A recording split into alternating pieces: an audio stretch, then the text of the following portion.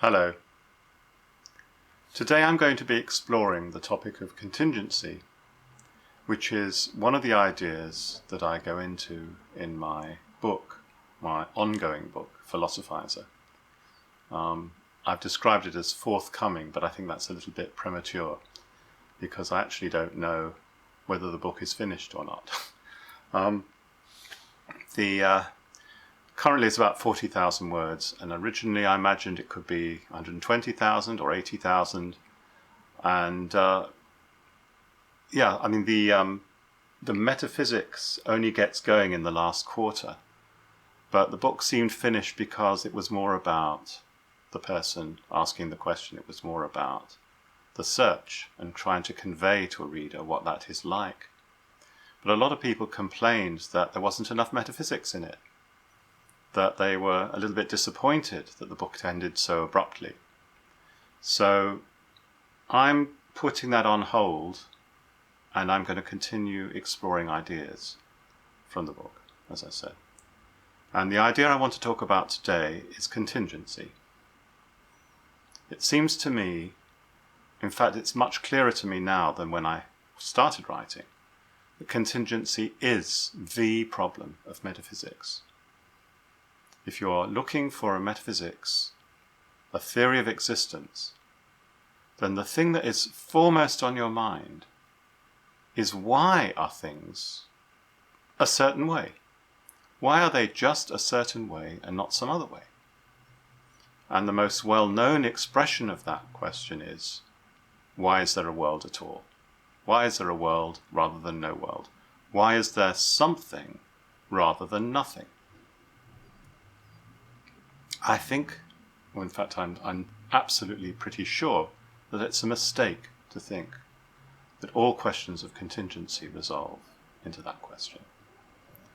And in my book, Philosophizer, I mention two other questions which are equally gripping, at least they are to me. Two other contingencies which are not about the contingency of the world as such. And the first contingency is, why is there I in the world? When I look at my existence, when I look at the amazing series of coincidences stretching far back into the past that had to happen in order for me to exist, my existence as I seems an incredible contingency. It seems relatively easy to imagine that there could be someone like me in some universe, somewhere, or in some possible world. But why did there have to be I there? Why is I that person?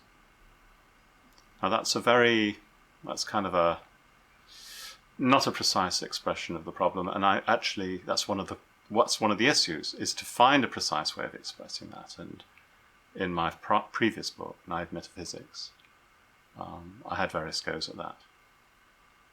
But at first blush, that looks like as big a question as the question of why there is a world.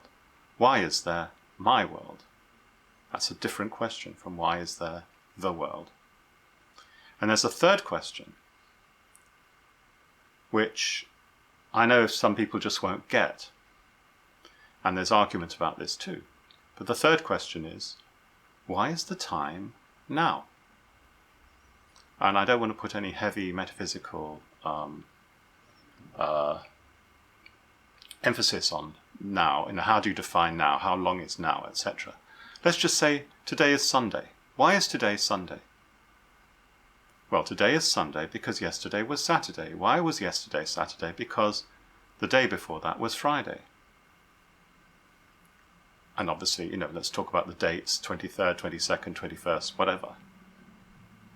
And the pre-Socratic philosopher Parmenides raised that question when he considered the hypothesis which he rejected, the idea that existence is contingent, that it is but might not have been. And he asked the question, what would have driven it to exist earlier rather than later? If the time is now, that means that the Big Bang banged at a precise moment in the past. It could have banged an Earth day earlier or an Earth day later, Why not?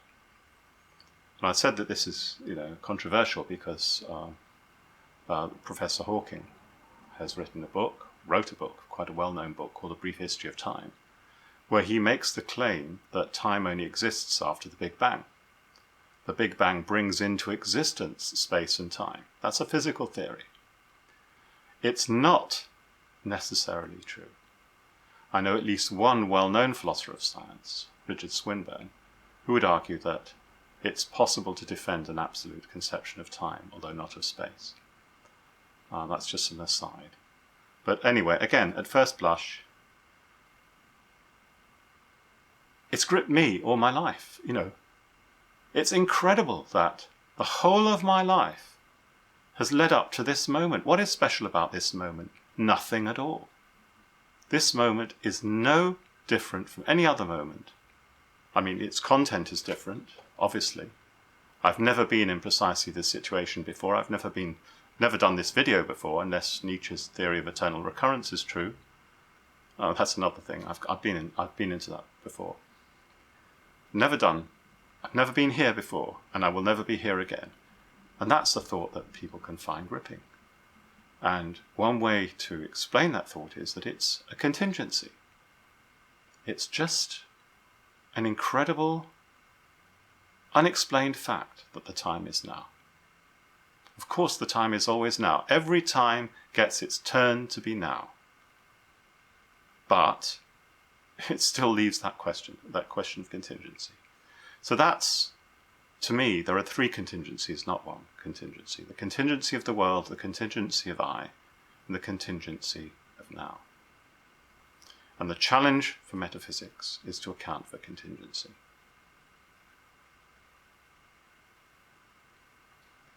I've got that so far. I mean, this is going to be, I guess the ideas in this video are going to be quite difficult, but you will have come across some of them before. And one that you may very well have heard of was Einstein's comment on quantum theory, when he said that God does not play dice with the universe. Einstein hated the idea that at the fundamental level of reality, things could happen for no reason at all. A quantum event occurs that might not have occurred, and there's nothing that causes it to occur. It's just a roll of the dice. In the physical world, of course, when a die rolls, there are physical forces acting on these objects. And if you knew all the physical forces, in theory it seems, you would know that that the number that it fell on was 7, say, craps. But at the quantum level, nothing makes the dice roll one way or another. And Einstein hated that idea. And he preferred the idea that possibly below the level at which we are able to observe reality, there are some hidden processes, or hidden variables as they were called. That was his idea, that there's some kind of machinery, beneath the surface of the phenomena we observe, like the emission of light or radioactive decay, etc. And these processes are fully causal, fully mechanistic. There's no room for contingency or accident. And that seemed promising for a while, and then experiments were conducted which seemed to put that in doubt, and then the whole thing was thrown up again. And more recently, the discovery of the Higgs boson and experiments in the Large Hadron Collider at CERN seem to give possible support to another theory, which also gets round contingency, the multiverse theory. You may have heard of that as well. That I'm making a video today about contingency. I might have decided instead, as it's a sunny day, to go out for a walk. I might do that later. Okay. But that world where I go out for a walk instead of giving a video actually exists. Every possible world exists. There are variations on whether you think this in physical terms or in logical terms. But if every possible world exists, that gets rid of contingency as well. I mean, you still have the problem of why is there, so why am I in this possible world rather than some other possible world? But then maybe that's just gets back to the contingency of I rather than the contingency of the world. You've got rid of the problem of why there is a world the way it is, why the world is the way it is, rather than some other way. The world is every possible way. Every way that's consistent with the laws of physics or some overarching framework within which there can be laws of physics. And that takes us to a third possibility, which in some ways is the most far out of all, which is that it seems to us to be the case that the laws of physics allow for different possible worlds. The laws of physics allow me to have not made a video today. Yes, if determinism is true, the Big Bang would have had to have banged in a different way from the way it actually banged. Very, very slightly different, to make a world where Jeffrey Klempner didn't make a video today. But there's still room for contingency. There's still room for alternative ways for the laws of nature to play out. But maybe that's only because of our ignorance. If we really, really understood the laws of nature right down to the core, we would see that only one world was possible. And you get a little bit of a feeling for that sort of, oh my gosh moment. I don't know whether you learned Pythagoras' theorem in school. I did. And according to Pythagoras' theorem, the square on the hypotenuse of a right-angled triangle is equal to the sum of the squares on the other two sides. Now you could get through your whole of your life without ever knowing that fact, without ever realizing it or being told.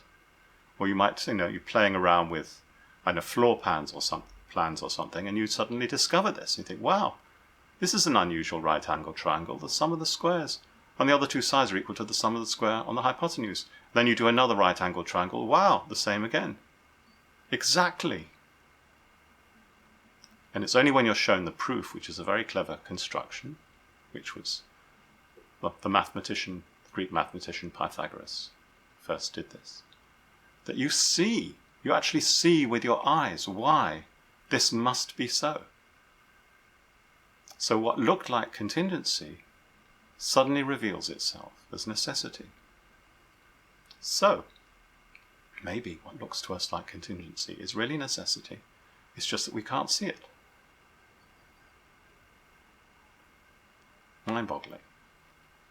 Of course, there's a historical precedent for this in Leibniz's idea that God had all the possible worlds as were in front of him, in his mind's eye, so to speak, and chose this one as the best of all possible worlds.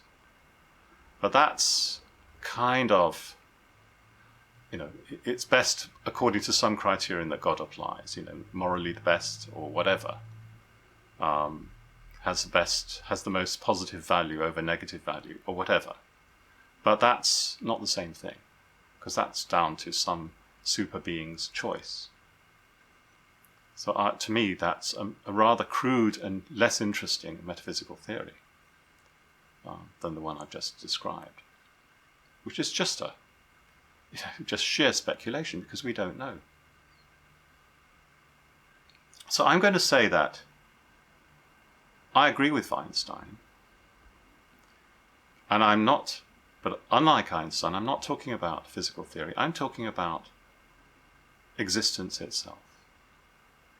There is something that's absolutely wrong about thinking of what exists as sheer contingency. There can be nothing contingent in ultimate reality.